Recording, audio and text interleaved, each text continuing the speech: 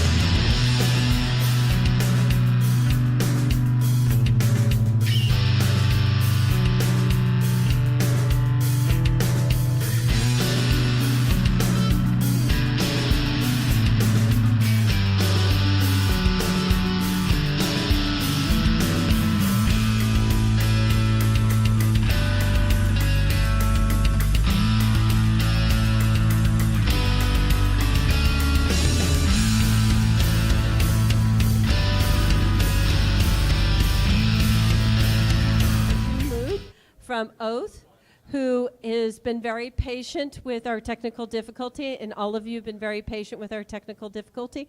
We really appreciate Oath sponsoring a Higher Ground. And with that, I'd like to turn it over to Manju. Thank you so much. So thank you, everyone, for being so patient with all this scrambling on stage. Apparently, it took like 11 goons to fix this, so thank you to all the goons. My talk is called Redefining the Hacker, and I just want to set expectations that it's actually more about inclusion and the way that we include people into the security job system, and what we think of when we are interviewing people and interviewing candidates, and what we think of when we think about expanding our teams. A little bit about me. I'm Manju. I am a security director at Oath, formerly Yahoo. I'm a woman, and I'm a security leader. I'm in a group called the Paranoids at a company called Oath, which is formerly Yahoo, like I said. There's an Oath recruiting booth right back there. And the Paranoids is a really large security team of almost over 180 people that have been with Yahoo and now are with AOL and Huffington Post and TechCrunch and Engadget and all those brands all together. And we're the security team that manages all those brands. People don't always know what Oath is, so I thought I'd explain that. I'm also an ambivert, meaning I need my downtime and I need my social time. So it takes a little bit of energy for me to be up here, but it also recharges me to be at conferences and hang around my friends and see you guys again, and girls. I'm also a night owl. Most people will know me as a severe night owl, and most of this content was created at 3 a.m. So I want to talk a little bit about the definition of a hacker. So this really surprised me. You know, ISC squared, which is something that many of us are members of, it had this definition in the cybersecurity lexicon. And it said that it's a slang term meaning a hostile human. So apparently we're all hostile humans, and it is a threat to IT systems and an IT security professional or a vulnerability researcher or an amateur security person. So I saw a lot of trigger words in there. I saw amateur, I saw hostile, I saw threat, and I don't think that really defines who we are as security professionals. And so I was really concerned that ISC is setting that out as their cybersecurity lexicon for newcomers. So then I went to Merriam-Webster, and I said, okay, well, how do they define it?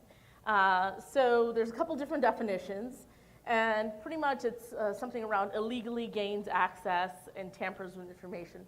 Okay, that's a little bit more accurate, but I wouldn't necessarily say illegal all the time, everywhere. It's also not an accurate definition.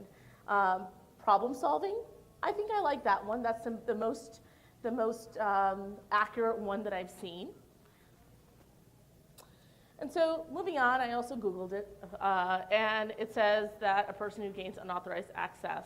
It also references pirate, keyloggers, cyberpunk hacktivists, which, as we know, for many of us who've been in security for a while, are references to how some of the security research work and war driving and war dialing and phone phreaking and all of that stuff, the good old days of security, that's how it began.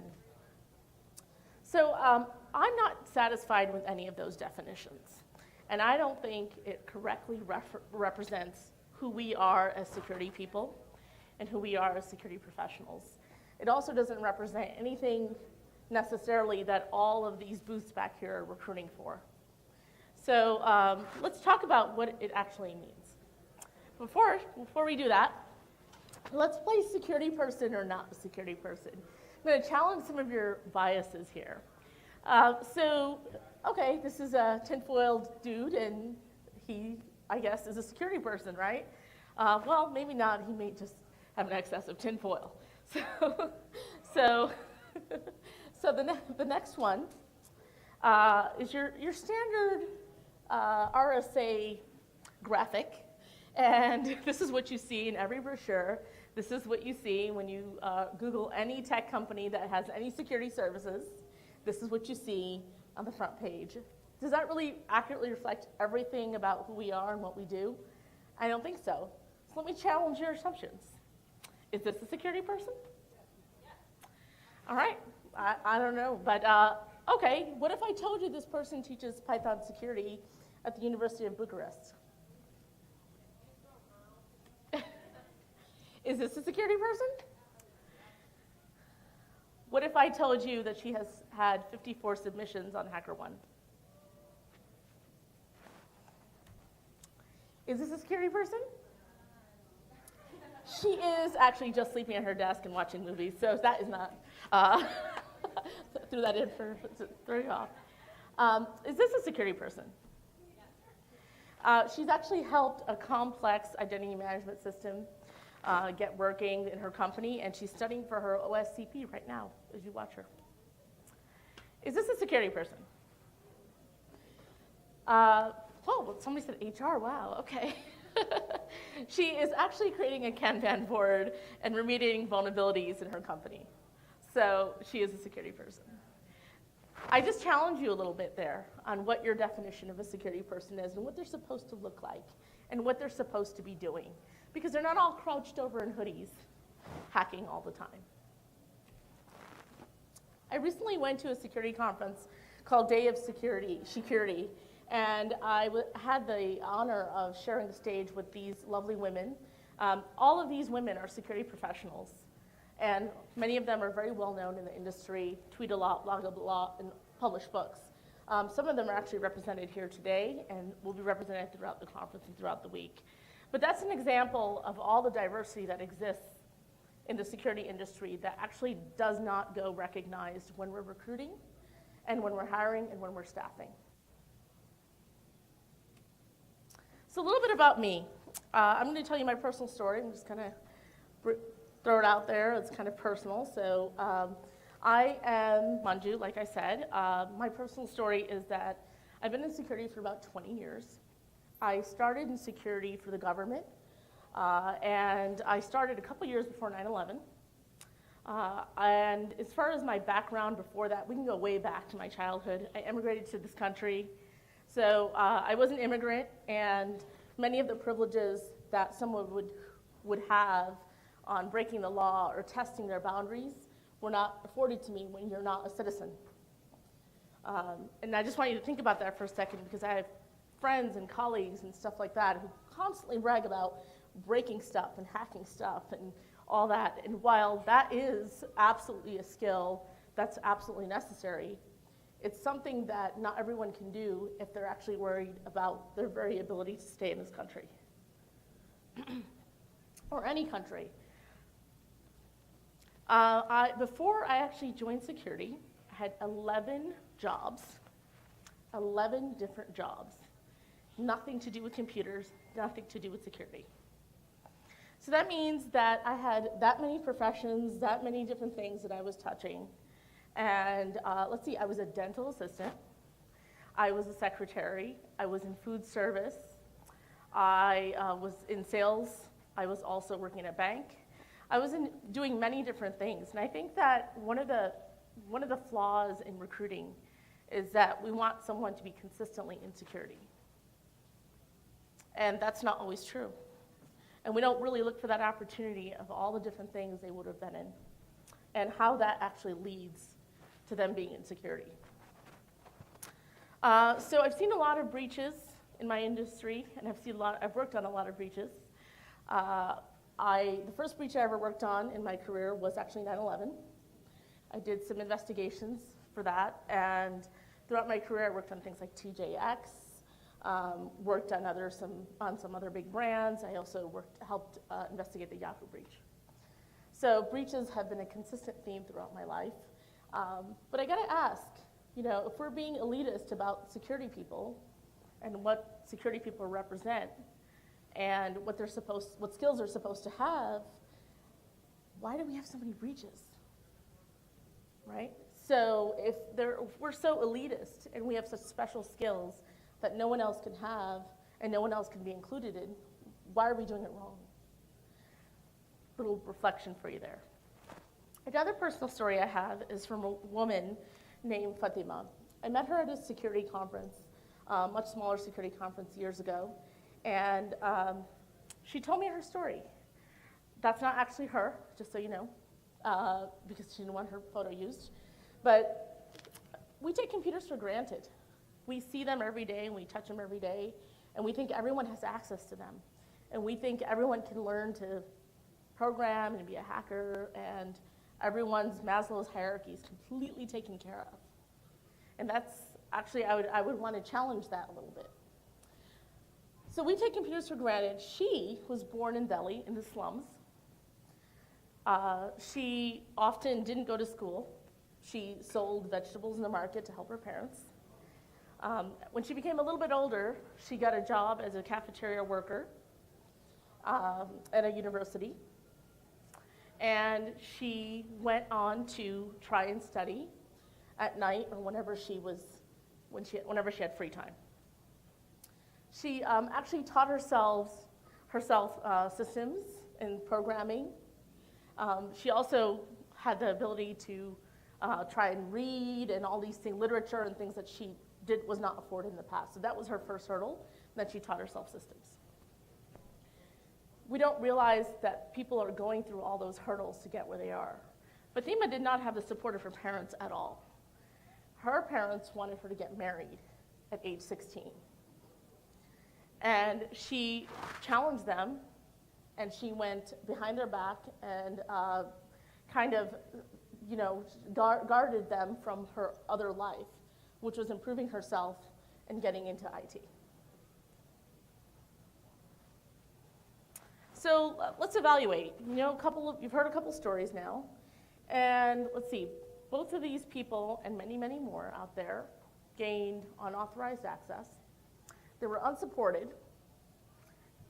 They solved problems. They found a way to get in. They wanted more, and they got more, and they retained access.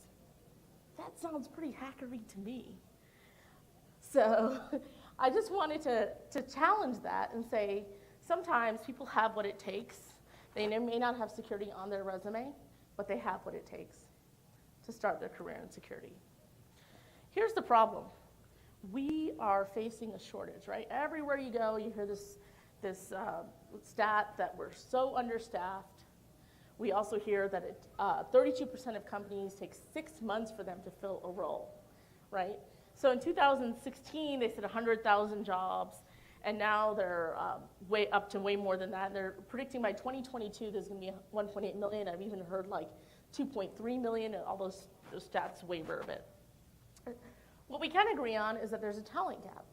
And what we can agree on is that 11% of the security industry or less are women.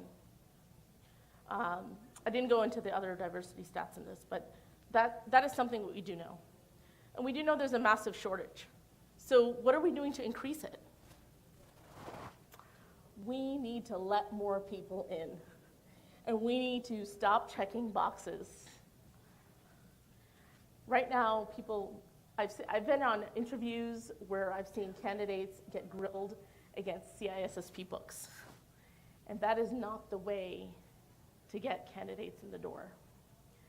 I've also seen candidates that are assumed to have years of security experience for a junior role. And there's a misalignment there for the hiring manager, and it's up to the people who are recruiting and all that to set that expectation. But what we're expecting of our workforce is way too much for what we need. We need to fill these roles, and we need to be more inclusive. So what does it take? What does it take to be a security person? It takes attitude, perseverance, aptitude, intelligence, and passion. There's lots of studies out there that say that attitude and aptitude and passion are actually the most important things. Perseverance also is extremely important in our industry because it's always changing and we're always challenged. And intelligence. Intelligence, ironically, is the least of what we need, but that's the first thing that we test for. So we need to change that. Entrepreneur Magazine said that 80% of our success is based on our EQ and only 20% on our IQ, but we're testing only for the IQ. So what's holding us back? Why aren't we moving forward and filling all these positions? And why aren't we moving forward with hiring people in the right role? And why aren't we moving forward with giving people opportunity who've never before been in security? It's because of unconscious bias. So if you don't know what unconscious bias is, it's a prejudice that is a favor against one thing, person, or group compared to another, usually in a way that's considered unfair. Unconscious bias gives us mental shortcuts, preconceptions, and flawed logic. I don't want to go make this session about unconscious bias, but I really want you to go and read on it yourselves, because it's a big part of how we'll change the hiring for the security industry. Many big companies are actually doing talks and training on unconscious bias, and if your company does not have that, I would encourage you to ask your company to start having that. So then, this is developed over time, and it's subconscious, and you don't know you're doing it. So then how can you actually stop it? Because it's narrowing the pool that's getting hired, and it's narrowing the pool that are getting promoted. What you need to do is you need to slow down, and you need to examine your own biases. Potentially go through that training. You need to make uniform decisions in your process. Is every candidate being tested against the same thing? If it's a junior position, is the bar too high? Is it more important for you to get a flow of candidates in and potentially increase your hiring pipeline and your organizational growth than it is for you to have the ideal candidate? Another thing you can do is you can challenge yourself and others.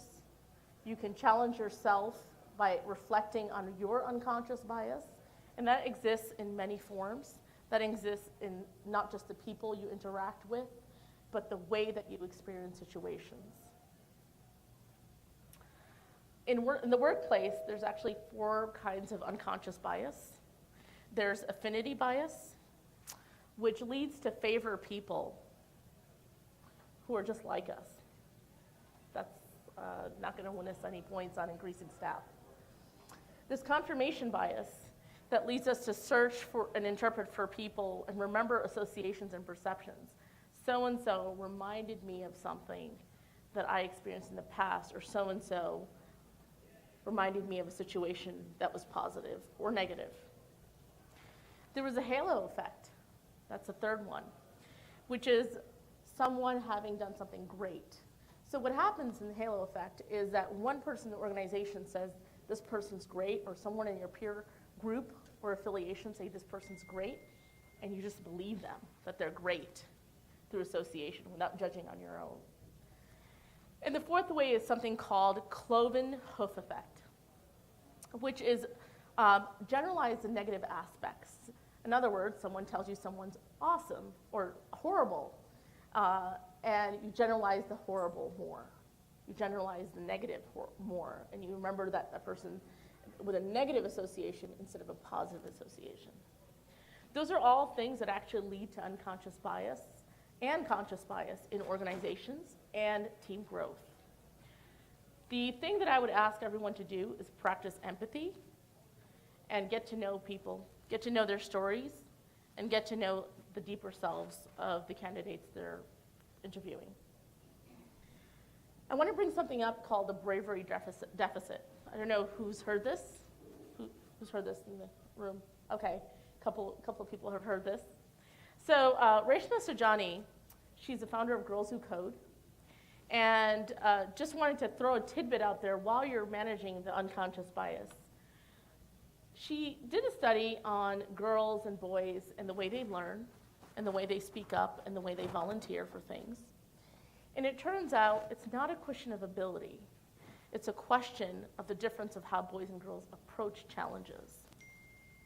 So we're raising our girls to be perfect, and girls are driven to be perfect or have all the answers before they actually apply for a job or actually finish a task or actually finish a project. In the third grade class, she asked girls to code, and she found that women, or girls in this case, were more likely to have a completely empty page.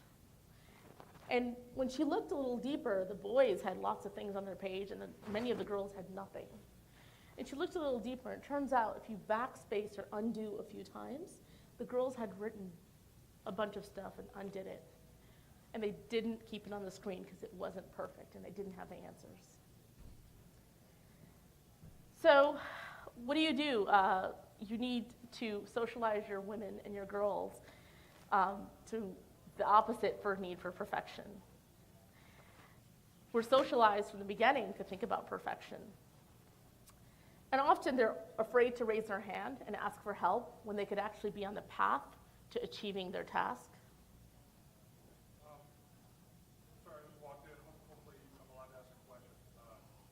I'm a father of daughters, and I ask myself questions like this frequently. Why are girls, why do they need to be perfect? Is it because of that they're girls, or is it because of how we raise them, or is it because of societal pressures? Like, you know, is that out of the scope of your thought? It's not out of the scope of my interest, but probably I'll get to that personally with you. I think it's a combination of all three of them. It's a combination of societal pressures and how we're raising them. Some would say it's also biology, but what you can do if you're raising young women and girls is to teach them that showing a little bit of effort or a little bit of work is better than showing perfect, and that perfection is the enemy. So you can teach them that at this age.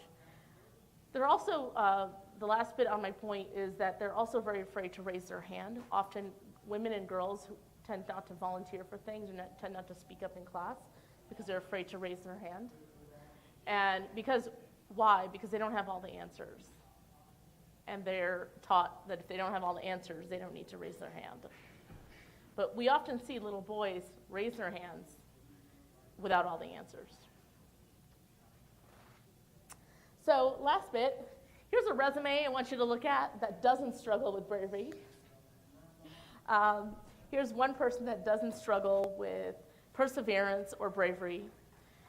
She has no humility, actually. She seems to have zero humility about her brilliance.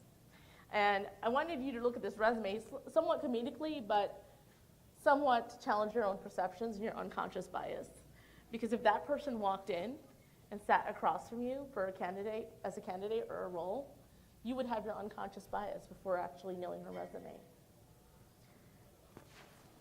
And with that, I want to close out with a very inspirational quote from a really awesome security contributor, Tara Wheeler, on the topic of bravery and perseverance. If you aren't being rejected more than you're being accepted, you're not asking for enough. You're not reaching high enough, and valuing yourself enough. Try new things. Ask people who scare you to help you, and begin to believe failing really is learning. If you're winning constantly, you're in a rut. So here's to failing and winning, and enjoying the rest of the conference.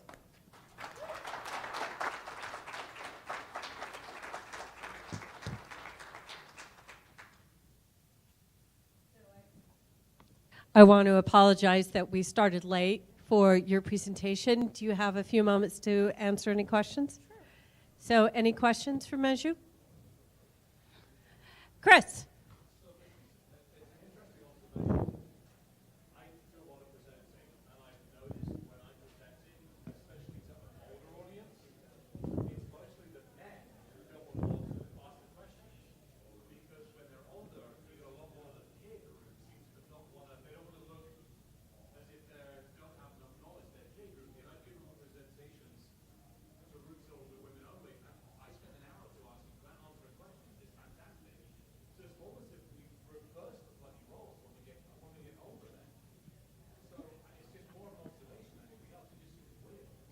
Maybe it's more to lose. More to lose if they've built a career, they've built a salary, and if they're shown to not know what they should know, they might lose their job. Yeah, it just seems weird. It's almost just like the male testosterone. Oh, I want to be seen to be the perfect thing, and I don't want to be seen to not know the answer. It just gets in the fucking way when they get older. I don't know what it is. Yeah. Could just be that you're tired. I'm feeling it. But no, I actually think that actually brings up a very good point. There's different contributors in the workforce at different stages and genders and identities through the security workforce. And I think that a B-Sides talk on ageism in tech or ageism in security or aging in security would be a great talk for next year. I'm saying find the right people to do the talk. Hi, I'm from Brazil, and I run a hacking conference there, which is the biggest hacking conference in Latin America. But we still fight a lot with fewer women. It's very rare to find women that can go into a stage and give a speak with confidence in what they're saying, because it's not that we don't have good tech girls. It's just we do. They are rare because it's mostly men. But even the good ones, they are stage fright because hacking is kind of a new thing in Brazil. It doesn't have even 50 years there. So it's still a very toxic, very, very toxic community, like full of haters and trolls.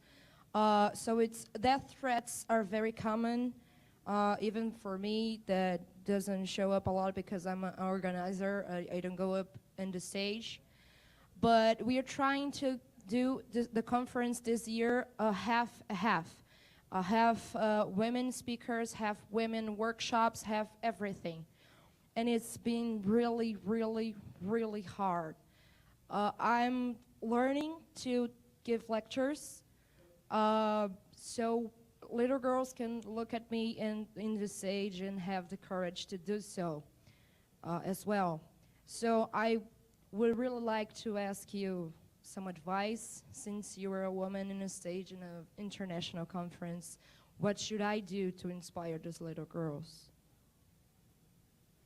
That's a great question. I mean, I don't know enough about the security in Brazil, the culture there, but I think we overall need to start holding sessions for kind of like a Toastmasters for women. Help them want to be present, help them want to be outward facing, help them want to be in that limelight and not be afraid. Again, it goes back to that perfection or bust. They feel like they have to be perfect in order to be up here. And it's also that presenting is a process. It is not, a lot of people think that presenting is a hand-picked situation. rather than understanding that there is researching the conference, there is understanding what you need to do about the submission process, and that is not something that is taught anywhere. There are more and more conferences that are actually providing workshops to do that. I'm actually presenting on that at Diana on Thursday. So because we realize that men.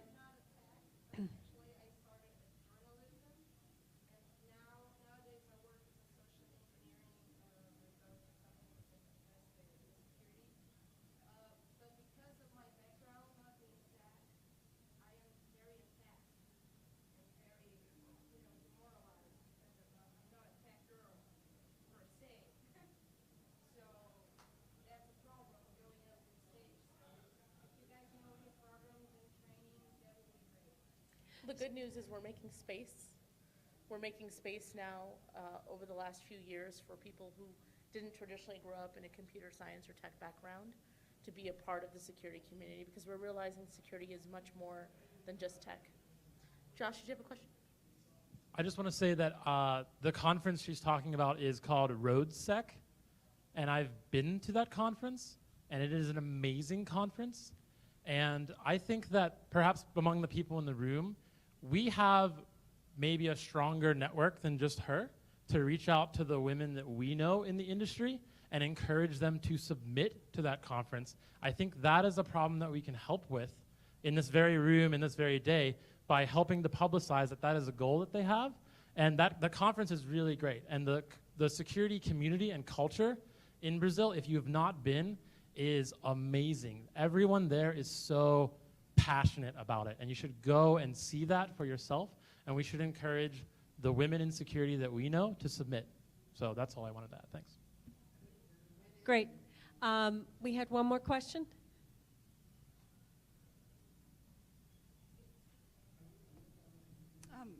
Is it on? I want to thank you so much. I'm getting emotional. And I don't usually. I want to thank you so much for what you had to share. And I want to thank you so much for being here. I have something I really want to say, and I hope it comes out okay. Let me get a handle here. I've been around a long time, and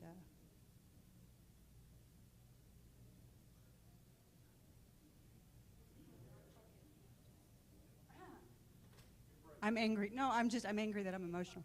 Yeah, I'm going there. So I'm really impressed with these two young people that just spoke. I've avoided these for a long time. And, fuck this. One of the things that I want to say about security and our gender differences is that, I'm not good with words, and it's so hard for me to be behind the mic, but I really want to say this. One of the things that brought me here is my first B-Sides. Really glad to be here. Thank you so much. It took me quite a bit I had to give a lot of free hugs to get my badge today, and I'm grateful for that. One of the things that I do want to say, as far as the wonderful stories that you shared, and a lot of the women that are up there, is this world can be violent, and our hacker community is no different. And I think one of the struggles that we as women face when we go up, and I'm not emotional because I'm weak, I'm emotional because I'm so passionate right now about what I'm about to say. When women speak up and we're afraid to, one, being perfect is one, but I think there's another underlying thing that we forget, is that when we speak up and someone disagrees with us, or if we make someone angry, in many cultures around the world, not just America, but many cultures around the world, what we face is not just dissociation or someone not hiring us. What we face is violence. We face death threats, we face harassment, we face so many juvenile things that I don't see my male counterparts in the past years have. I mean, they face some, but they handle it a little bit differently, and they're able to bring it down. But I think there's a fear-based thing that we also face, other than just not being perfect. And I think what it takes, and what I have seen in just the last few years, I'm so grateful for this. I'm not emotional because I'm weak, I'm just emotional because I'm so passionate about it, is all these women that are coming here and doing this, and especially women like this who say, I'm doing this, it's really hard, I can't, and I guess I wanted to ask, is 11% still, is that really the correct statistic for women in security right now? So that really bothers me, and I think if there's especially young people, one of the things that I'm so grateful for you bringing up, there was a young man that spoke over here. This new generation is amazing. The new male generation, these young guys, I have seen some of the most amazing ways that they will speak up, they will support, they will say things, and I think it's really there, and I just want to thank you for being part of the beginning. I really think this is the beginning of something really wonderful, and I'm glad to see it, and I'm glad to be here. And I face a lot of death threats. I face a lot of things, and I'm grateful for you to, I'm just grateful you're being here. And I just want to say, if you're young and you're getting these kind of things, you are not alone. There are so many of us out there facing so many horrible things that some of this hacker culture can do. Just, you're not alone. And please keep coming back. Please keep presenting. And I hate the mic and I hate talking, but I force myself to do it because it's good for me. And thank you. Thank you for being here. Please keep coming back. And on that inspirational note, thank you, Manju, for bringing this topic up so we have this conversation. Thank you all for being here. We have one more panel, and then we'll end our day. So I'm just going to ask my panelists to come up here, and we'll go from there. And thank you.